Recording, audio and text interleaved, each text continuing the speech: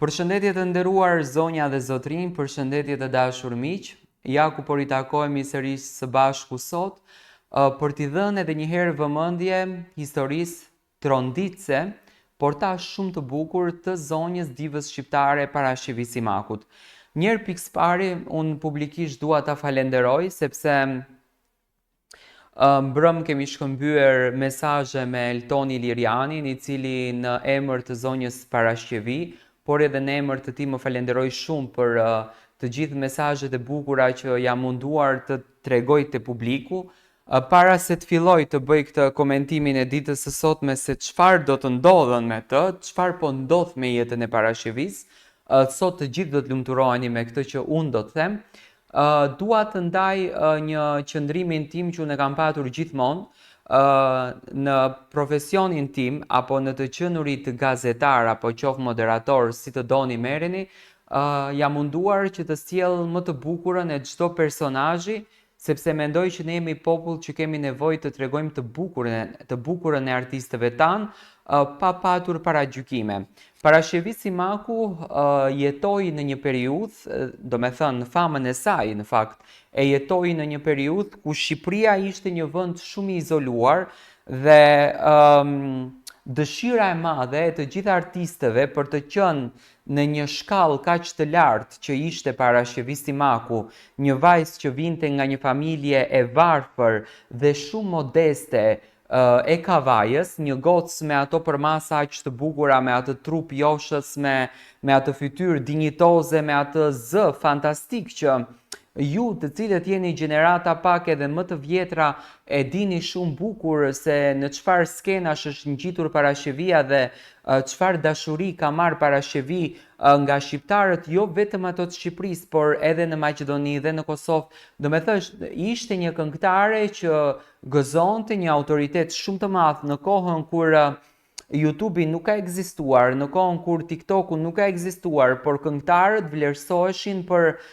imazhin dhe për zërin që kishin, që ishte shumë interesante. Parashivi Simaku ka treguar edhe në atë kohë, por edhe në këtë kohë, sinqeritetin e saj shpirtëror për të ndjekur ëndrrën e saj, për të ndjekur qëllimin e saj. Tani ne mundemi t'ja vejmë fajin çdo kujt, mundemi t'ja vejmë fajin edhe një dështimit në Shtetet e Bashkuara të Amerikës, po faji i të gjithë situatës jemi vetë ne shqiptarët, sepse ne shqiptarët nuk është vetëm tek Parashivia, por tek të gjithë artistët të cilët kanë patur ngritje në karrierën e tyre, në jetën e tyre, jemi munduar që t'i dëmtojmë duke xhelozuar dhe duke nxjerrur mlefin ton. Në televizionin Klan, i ftuar në opinion me Blendi Fevziun, Eltoni Liriani ka trajtuar temën, ka trajtuar ngjarjen të zonjës Simaku, që do me thënë tani përjetimet e saj nuk mundemi ne t'i mbledhim në një video 40 minutëshe apo në një emision një orë, sepse nga ajo që tregon Eltoni, do me thënë Parashivia ka kaluar drama të pa imagjinueshme. Ne mund të na duket një skenari një filmit vizatimor, kjo që ky po tregon, sepse tani të thuash që Parashivia ka qenë në rrugë edhe ka krijuar një shator apo një çadër që të mbulohet nga shiu, imagjinoni se çfarë jete ka kaluar, dhe kjo është një ngjarje që ne kemi parë vetëm nëpër filma. Edhe në kohën tonë, edhe prindërit tanë, edhe gjyshërit tanë nuk e kanë kaluar këtë gjë, do me thënë janë të specifik njerëzit të përzgjedhur nga Zoti, të cilët krijuesi i sfidon kaq shumë. Dhe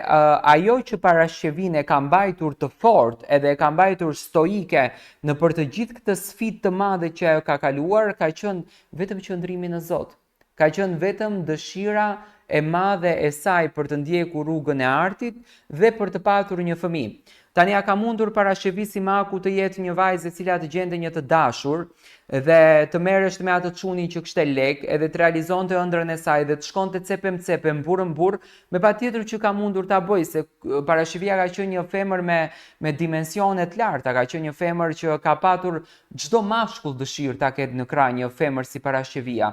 Por ajo që ne kemi arritur të kuptojmë nga gjitha kjo histori është që Parashivia është përfaqësimi i një gruas dinjitoze në mënyrën më të mirë shqiptare, sepse është kjo gruaja që ka patur ëndër shumë të madhe që të nxjerrë familjen e saj nga varfëria, do me thënë një familje modeste nga Kavaja që ka rritur një gocë dhe kjo goca ka rritur të bëhet artiste, dhe ka patur këtë ëndrrën që të ndjek Hollywoodin, do me thënë ka patur vizione shumë të mëdha në veten e saj, dhe ka patur ëndër që të bëhet nëna e një djalit apo një vajzës. Do me thënë pa marrë parasysh që ka qenë një këngëtare, por ka patur ëndër që të jetë edhe artiste. Dhe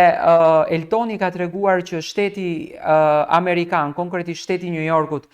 i ka dhënë parashikis mundësinë që të qëndrojë në një apartament që janë të dhëna nga shteti, por parashivia nuk ka dashur të qëndrojë aty sepse aty ka mundur edhe të përdhunohet, ka mundur edhe të dhunohet, ka mundur edhe të goditet, do me thënë ka ruajtur gjithmonë dinjitetin e saj. Dhe pas gjithë kësaj sakrifice që unë mundova ta përmbledh pak në disa minuta që mos t'ju lodh shumë, sepse ju më e dini tashmë të kaluarën e parashivis, do me thënë ajo tashmë u bë publike. Parashivisi Maku me ndihmën e Eltoni Lirianit, zonjës Elvira Tata, të cilët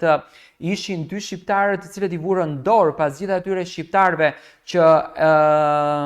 e kanë parë në qendër të New Yorkut që parashivi ka jetuar, dhe Eltoni e tha shumë bukur që shqiptarët që kanë kaluar aty nuk është se nuk e kanë njohur parashivin, por ne jemi çik thashë me gjin dhe këtë duhet ta pranojmë dhe na interesoni çik të shohim vuajtjen e tjetrit me sy. Dhe sot ne mund të dalim të bëhemi zemërgjër që themi ne kemi dashur ta ndihmojmë, kemi dashur t'i japim apartamente, por në fund të ditës kemi bërë asnjë gjë, kemi patur vetëm fjalë dhe kemi parë një grua e cila ka vuajtur në shi në borë, që ka rrezikuar ta hajnë qend, ka rrezikuar ta kafshoj në gjë tjetër, po ka rrezikuar edhe të humb jetën, sepse është një trup njeriu dhe flen në rrugë. Imagjinoni domethënë çfarë tmerri ka kaluar. Pas gjithë këtij problemi jetësor, sot parashivisi Maku në orën 6 me orën europiane do të sjellën këngën e saj të parë, domethënë risjellën një remake të këngës Dashuria, një këngë që është kënduar vite më herët. Do të thoni ju pse përzgjedhën parashivi të këndoj këngën Dashuria. Mendoj që e përzgjedhën për faktin sepse parashivi me këtë këngë i falenderon të gjithë ato njerëz që i dhanë zë, i dhanë emër imazhit, forcës së një gruas dhe dëshirës së madhe për të bërë një artiste. Pas shumë vite munges, një nga zërat më të dashur të muzikës shqiptare, parashivisi Maku rikthehet më e fuqishme se kur. Sot është një ditë historike për artin shqiptar, pasi ajo publikon këngën e saj të parë të titulluar Dashuria. Në kanalin e saj zyrtar në YouTube, ky rikthim nuk është thjesht një moment artistik, por një ringjallje e një legjende, një kthim pas në kujtime, në emocionet e publikut që për dekada ka pritur me padurim një rikthim të tillë.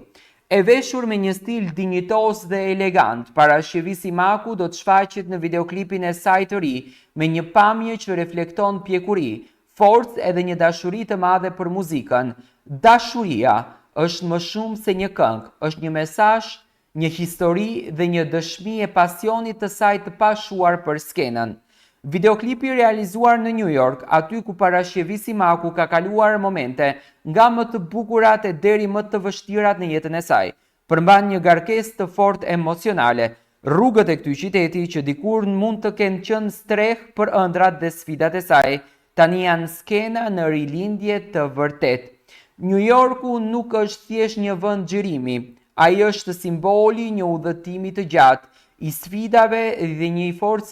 një force të jashtëzakonshme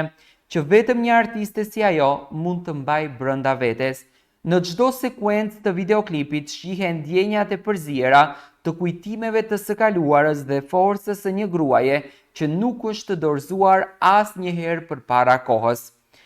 Një rol kyç në këtë rikthim ka luajtur Eltoni Liriani, i cili i ka dhënë një mbështetje të jashtëzakonshme për ta bërë të mundur këtë moment të shumë pritur, përmes ndihmës së tij dhe besimit të palëkundur në talentin e parashivisi Makut. Ai ka kontribuar që ajo të rikthehet në muzikë më fuqishëm se kur. Ky është një mesazh i qartë për gjithë artdashësit. Artistët e mëdhenj nuk harohen kur, dhe kur dashuria për muzikën është e sinqertë, ajo gjen gjithmonë një mënyrë për t'u rikthyer. Parashivisi Maku ka dëshmuar se arti vërtet nuk njeh kufinj, kohë apo hapësirë. Ai është i përjetshëm.